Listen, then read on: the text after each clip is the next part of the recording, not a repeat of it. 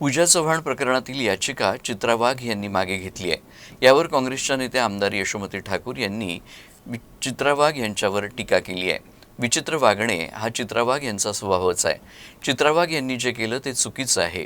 कदाचित खोके सरकारचे काही खोके चित्रा वाघ यांच्यापर्यंत पोहोचले असतील, म्हणूनच त्यांनी बाजू पलटवली असेल, अशा शब्दात यशोमती ठाकूर यांनी चित्रा वाघ यांचा समाचार घेतला।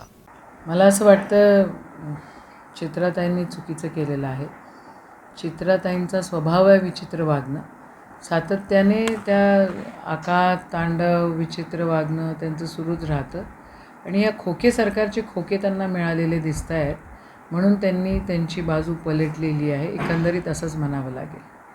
चित्राताई अवास्तविक नेहमीच बोलत असतात आणि आत्ता अवास्तविक वागतात पण आहेत।